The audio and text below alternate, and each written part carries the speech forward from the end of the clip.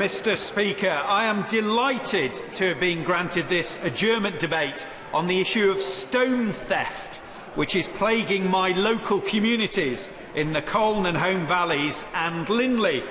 Now, Mr. Speaker, there have been some very light-hearted comments about the unexplained disappearance of a certain slab of stone with writing on it towards the end of the general election campaign.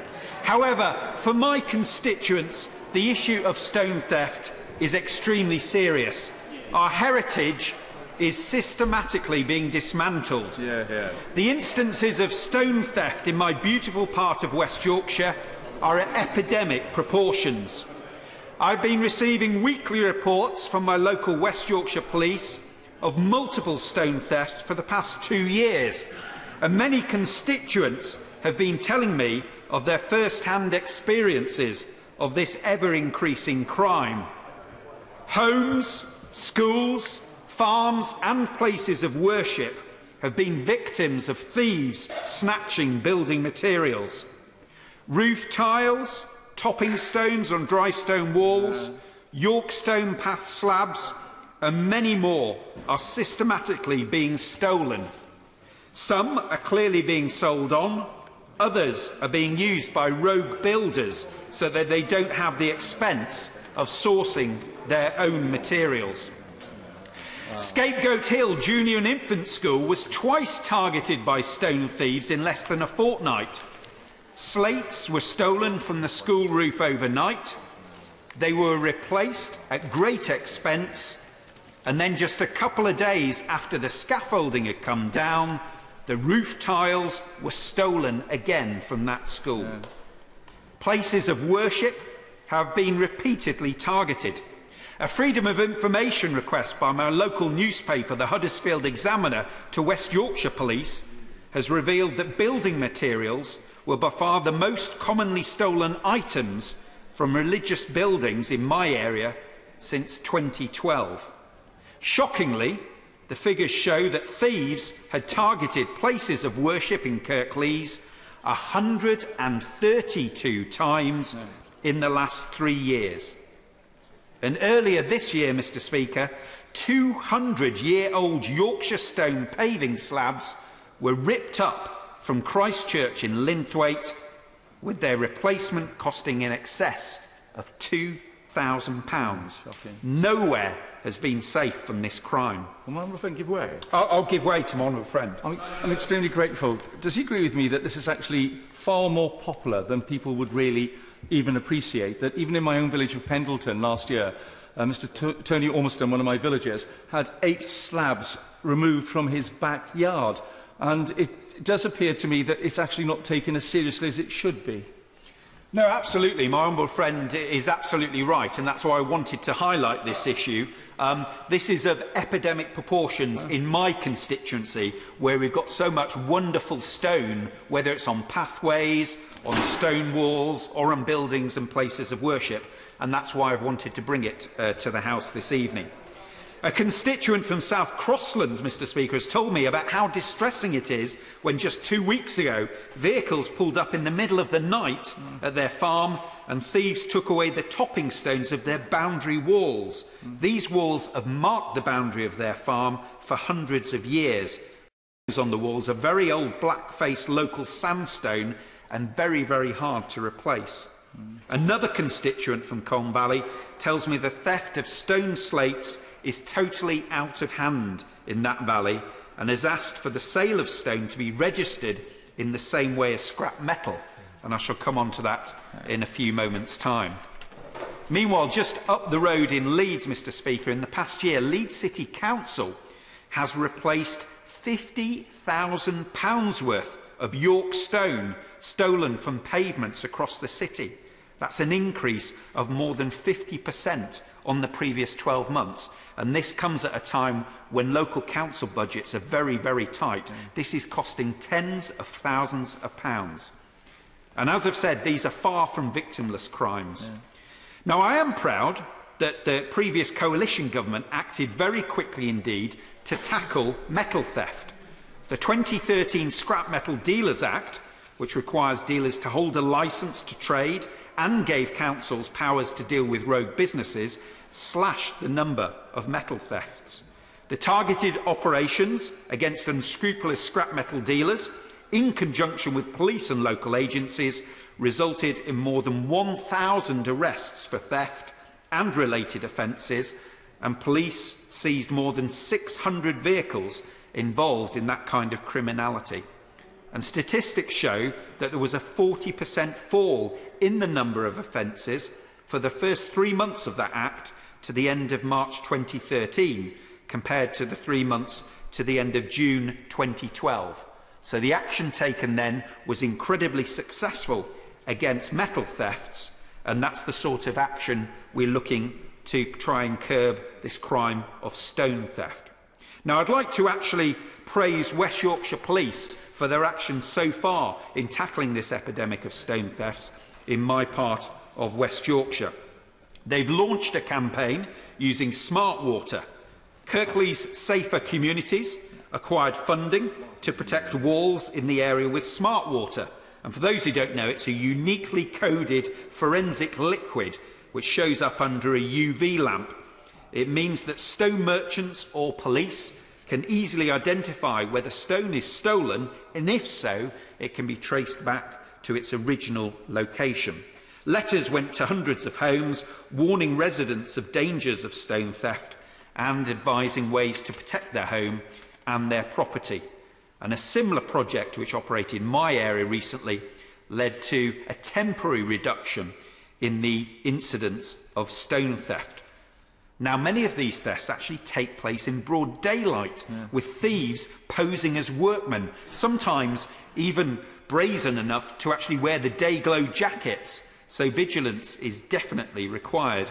And this last week, West Yorkshire Police have had a publicity campaign with the world-famous landscape Yorkshire artist Ashley Jackson, highlighting that the theft of stone from our beautiful stone walls causes great damage to our countryside and our heritage. I've got the leaflet here, and it just says that Yorkshire stone, once it's gone.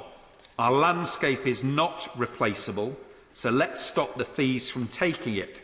Stone theft and the removal of old stone tiles from roofs might look innocent activity. Examples of where this could be happening include a rural location, outside a church, from someone's garden, or in the middle of a town or village. You have no way of knowing if it is a job of work or a theft. And the police advise, see it, note it, let's hang on to our Yorkshire. Mr. Speaker, that is the scale of the problem. Now, I appreciate this is not as straightforward as tackling metal theft, as the materials aren't always sold on immediately for cash. But I'd like to just wind up by having 3 specific policy requests, please. Firstly, a dedicated stone theft task force, like the one set up to tackle metal thefts in 2011. Secondly, a national and regional awareness campaign so that householders and businesses dealing with stone, tiles and paving slabs check where they are from, and so that the public can challenge those posing as workmen in those day-glow jackets when they are ripping up stone pavements or taking off roof tiles.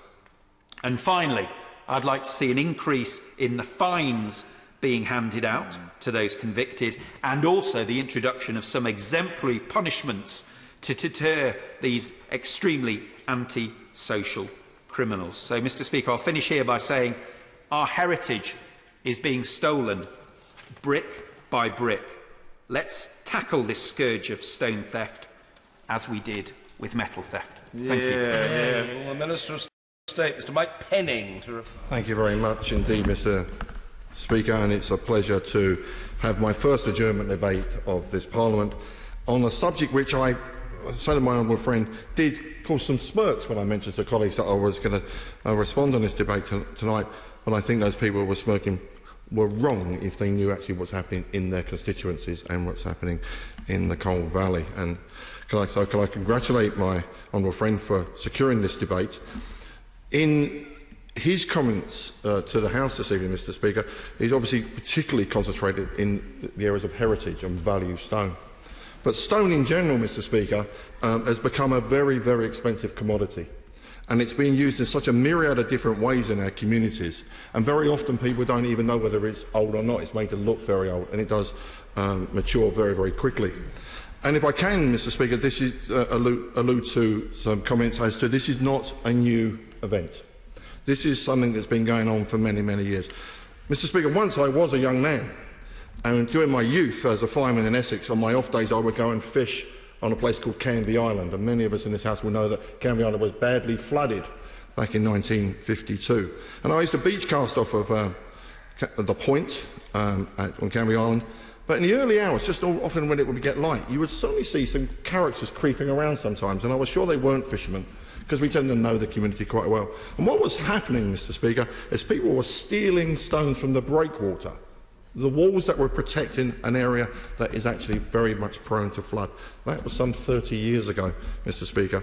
And I must admit, it was very difficult. Mobile phones weren't available then, and it was very difficult to report it. But when you had the conversations with the police, which we often did as firemen, and I mentioned this to them, it was known to them, but very, very difficult to actually handle. So bringing this to the House tonight, I think it's very opportune, because as my honourable friend, I mentioned this to them, it was known to them, but very, very difficult to actually handle. So bringing this to the House tonight, I think it's very opportune, because as my honourable friend has already alluded to, the government acted very quickly on scrap metal and iron, and we saw some very, very historic pieces of raw time vanish from our streets and from our communities just to be melted down for scrap, which was appalling. And in my own constituency, we had people injured that actually fell down the areas in industrial areas where the grates had been removed, and when they went to work in the morning, particularly during the winter, where they walked the normal areas where they would walk, and they went straight down the drains.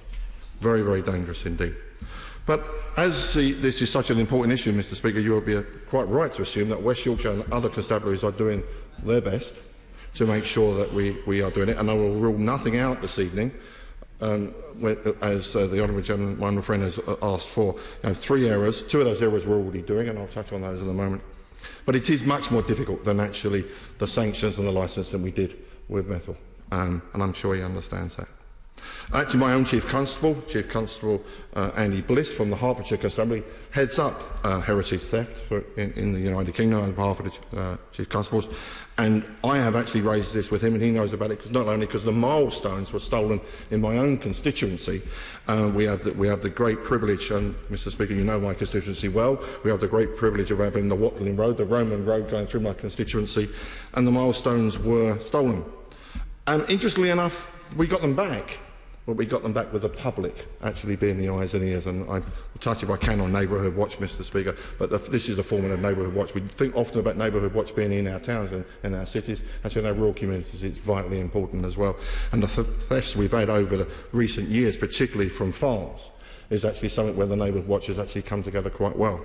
And smart water has really helped in the prevention of very expensive farm machinery being stolen, often to order, and I'm pleased to see that West Yorkshire are using smart water, which needs an infrared light, Mr. Speaker, to indicate that it's actually been marked already.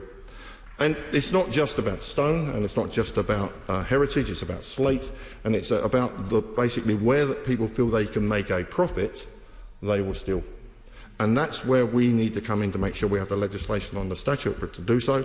And across the country, police forces are actually aware of what the problems are, and we are treating it seriously. So I can't think of a better place for a policeman to stand at the dispatch box and say to the 43 authorities that are under my control that they need to take this enormously seriously, and I expect it to be taken to the next Chiefs meeting to actually make sure that that is brought up at that meeting to make sure that we can address that.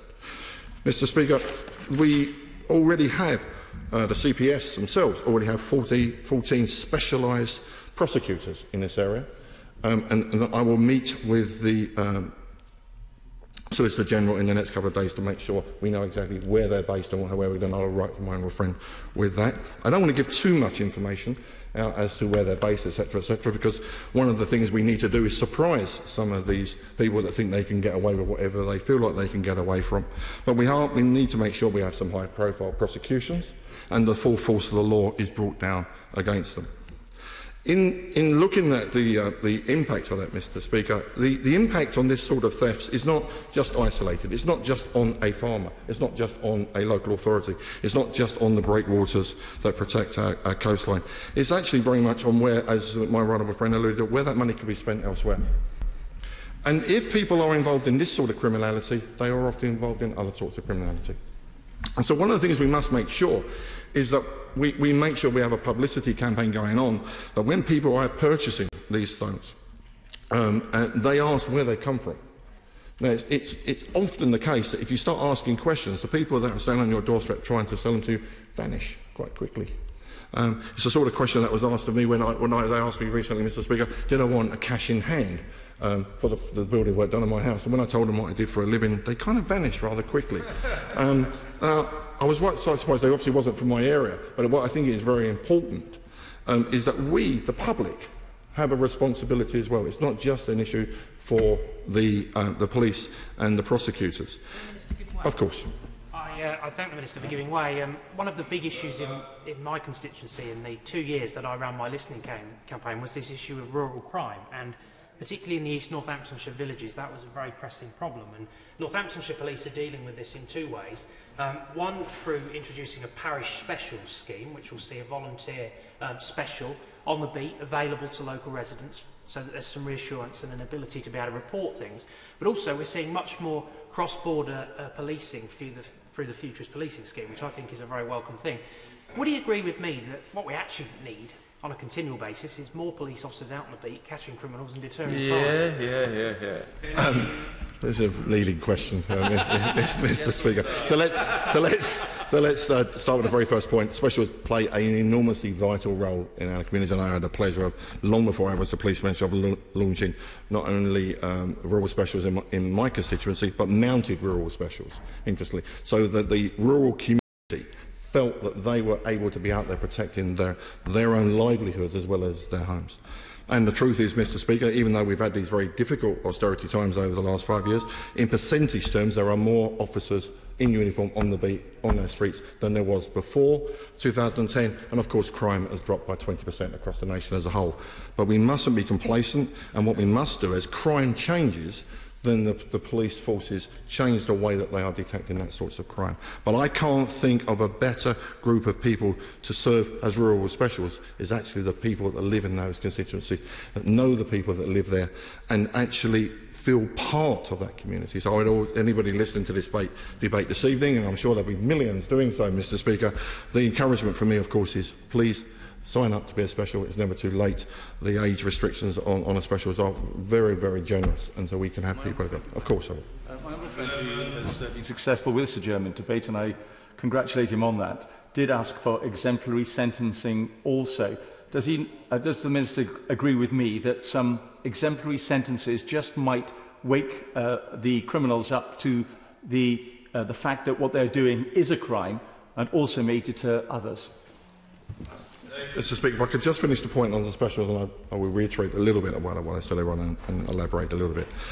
The issue around, if I can, around specials is also proven in this House, where two of our colleagues have been, until very recently, specials serving their community and serving at parts of London who are specials in the British Transport Police. Coming on to the point of on the intervention, I couldn't agree more, but we have to catch the people. And we have to make sure we understand the value of what the products that have been stolen and the effects on that community. And that's why the CPS, part of what I said earlier on in my commentary, is so very, very important. So that we have the specialist prosecutors. But I think the judiciary have to also understand what the will of Parliament is, which is probably one of the better reasons for standing tonight and reiterating this, is that this is such a serious crime. And very often this is organised crime, which is part of my other portfolio. Now, organised crime doesn't necessarily always mean, Mr. Speaker, that there's millions and billions of pounds being stolen. Of course there is a so. But this sort of orchestrated crime is, in my opinion, organised crime in the same sorts of ways. Mr. Speaker, I think it's not only an important debate to be had on the floor of the House. I was also slightly concerned, of course, right at the start of my honourable friend's speech this evening, when I think he might have indicated that a certain stone that the Labour Party owns may have gone missing. And if it has, that hasn't been reported, I understand, to police. But of course, what we're talking about is high-value stone. not actually what was a complete waste of time and effort, even though there were probably great British craftsmen doing that for them. I think, on a serious note, Mr. Speaker, our heritage, whether it be here in this great house that we're lucky enough to be working in today, or whether it be a piece of milestone in my own constituency on the Watling Road on the A5, or in my own friends' constituency, the Coal Valley, or any of my own friends' constituencies, our heritage is what we are sent here to protect.